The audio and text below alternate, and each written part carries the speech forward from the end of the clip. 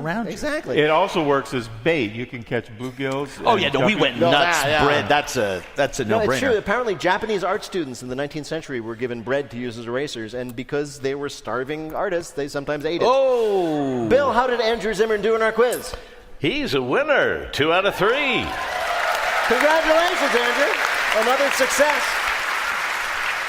Andrew Zimmern is a 4-time James Beard Award winner. His show Bizarre Foods and Bizarre Foods America air in the Travel Channel. Andrew Zimmern, thank you so much for joining us. Andrew Zimmern!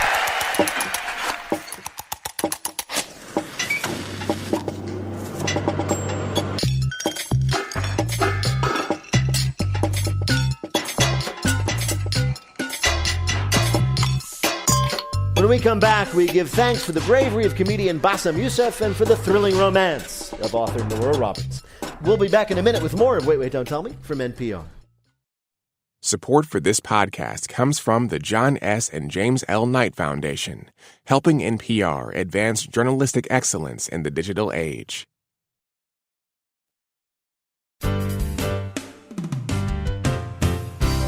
From NPR and WBEZ Chicago, this is Wait, Wait, Don't Tell Me, the NPR News Quiz.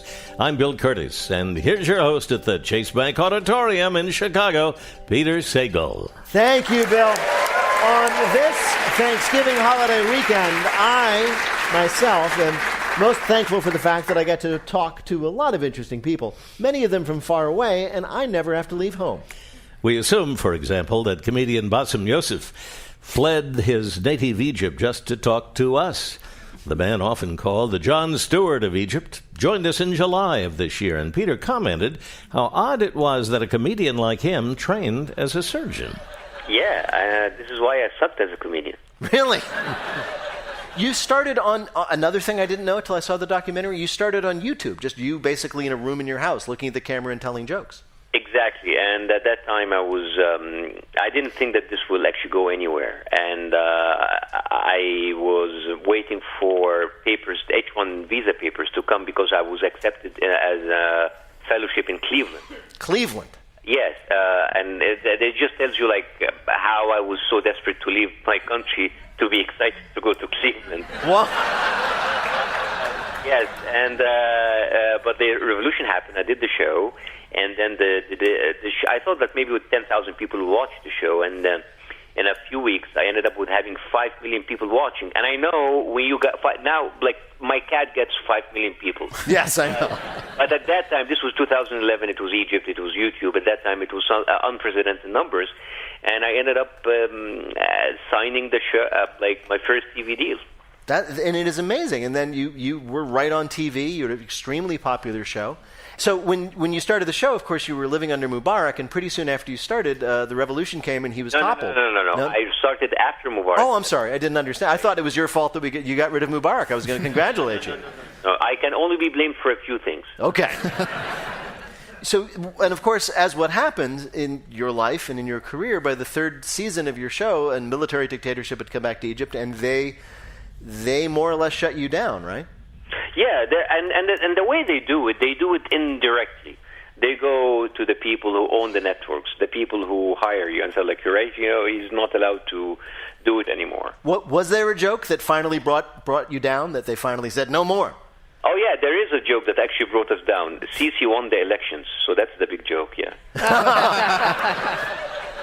Did you have to leave your country? I mean, so the pressure wasn't put on you, it was put on the network to say you don't get to... But they then came after me. So the thing is, the way that they go after you, no one will be jailed or prevented from traveling because of quote-unquote freedom of expression. It will be something. So it will be taxes. It will be illegal. Like when you get... They didn't get Al Capone for the crimes he did. They get Al Capone for taxes.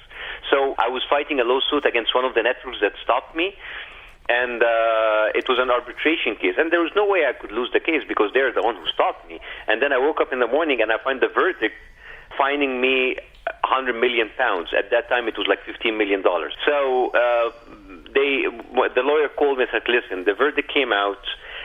They know that like this is a ridiculous verdict, but they're going to use it either to put you on a no-fly list or to put you in jail. So the verdict came out at 12 noon, 5 o'clock, I was on a plane leaving the country. Wow.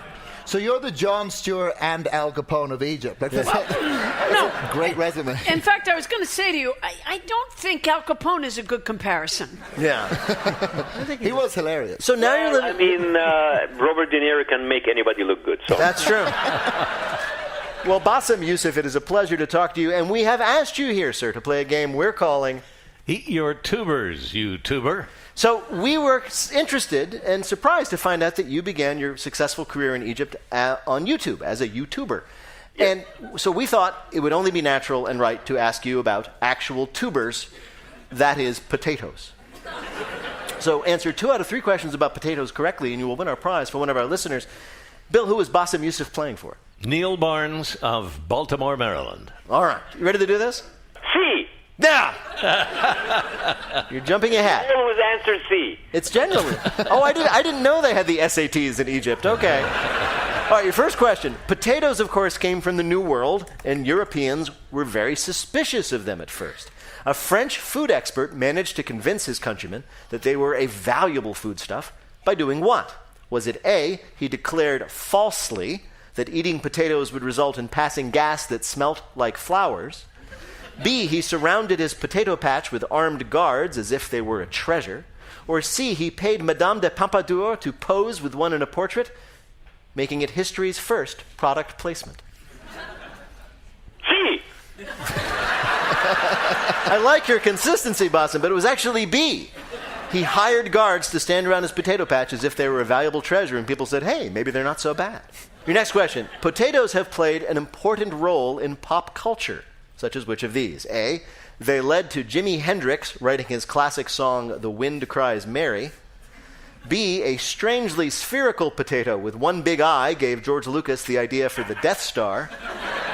Or C, in the original pitch for the TV show Friends, they were all potato farmers. All right, I'll go with the Jimi Hendrix thing. The Jimi Hendrix thing. You're right. Yes. This is amazingly true. That Jimi Hendrix wrote that classic rock song and The Wind Cries Mary because he got into a fight with his girlfriend named Mary over her lumpy mashed potatoes, and he wrote the song to apologize to her. Oh, that's so nice. I know. Here's your last question. If you get this one right, you win. Potatoes have played their part in war as well as when which of these happened? A, in World War I, when hollowed-out potatoes were used for improvised gas masks. B, in World War II, when the crew of the U.S. destroyer O'Bannon sank a Japanese sub, in part by throwing potatoes at it. Or C, in Vietnam, where a massive potato gun was used to try to send food aid to distant villages. I would go with A. You're going to go with A, that they're trying to breathe into potatoes. Yes. Quick, get the potatoes out. No, I think it's the World War II thing. That's right. It's an amazing story. It is known to military historians as the Potato Incident. This American destroyer almost ran right into a Japanese sub on the surface, and American sailors threw potatoes at them, scaring the Japanese, who thought they were hand grenades. They jumped into the sub, submerged, and the destroyer sank it with a depth charge. Bill, how did Bassem Youssef do on our quiz? Well, he did great. He got 2.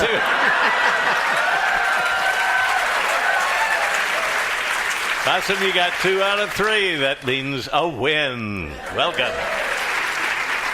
Dr. Bassem Youssef is a comedian and the subject of the new documentary Tickling Giants, which covers his extraordinary career as a comedian in Egypt. It's available now at ticklinggiants.com. Bassem Youssef, thank you so much for joining us on Wait, Don't Tell.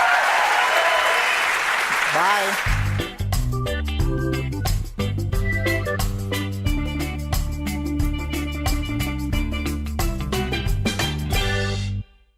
Support for this podcast and the following message comes from the NPR Wine Club. Discover hand-selected wines for the holiday season. Learn the stories behind each one and enjoy unique bottles inspired by your favorite NPR shows. All with the convenience of home delivery. A special welcome offer includes a bottle of Weekend Edition Cabernet Sauvignon. If you're 21 years or older, join in the fun at nprwineclub.org. Lastly, we were thankful that this year we were able to talk to one of the most prolific authors alive, Nora Roberts, who has written more than 200 romances and mysteries. Peter, ask her how many books she writes per year. It totally depends. How long does this one take to write? I don't really plan that out in advance. It just takes till it's finished every time. I understand. Pretty much. And let's go back. And how did you get started? You, of course, made your name first as a romance novelist. Yes. And were you one of those fans of the genre who said, I could do this, or even I could do this better? Yeah, I think a lot of us started that way. And I always thought everybody made up stories in their heads. Never thought about actually writing them down on paper until I was snowed in with the kids in the blizzard of '79. 3 feet of snow. I live in a rural area and was stuck.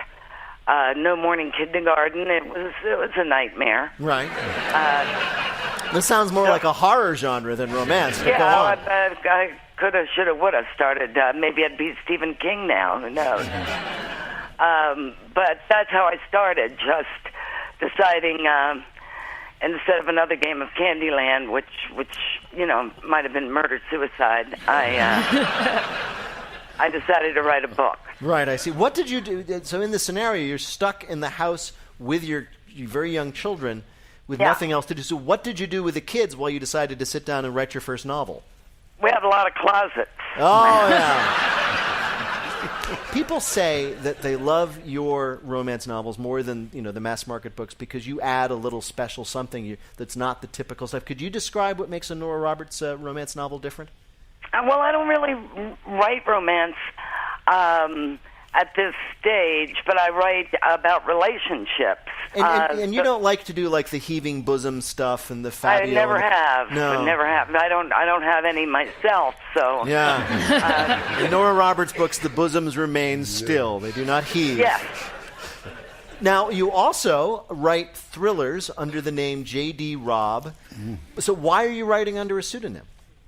I write a lot of books, and at one point way back when, they were building up inventory, my publisher called me and told me I needed a hobby, and I didn't want a hobby. Wait a minute. I just wanted... Your publisher said to No, the most best-selling novelist perhaps alive, stop writing books. We're selling too many of them. I have too much money. Stop. Well, for some reason, they actually wanted to publish other people, too. And my agent had been encouraging me to take a pseudonym, and I really didn't want to. She said, Nora, there's Pepsi, there's Diet Pepsi, and there's caffeine-free Pepsi. And that's when my light bulb went off, and let me rethink. Oh, I see. So Nora Roberts is your Pepsi, and J.D. Robb is your Pepsi with murder. Yeah, there you go. Now, can I ask, how long have you been married? 30, it's math. Wait a second. 32 years. 32 years. And that's a long time. 32 years this summer. That's a long time to be married. And did your marriage provide you inspiration, or did it provide you inspiration for your novels? No more than I don't go out and kill people either to I see. be inspired to write a murder scene. But that touching scene in one of your novels where the guy fell asleep in front of the TV with his mouth hanging open, that was you're telling me you invented that. I have to ask you one thing, because you were so prolific. Have you ever for 1 minute in your life had writer's block?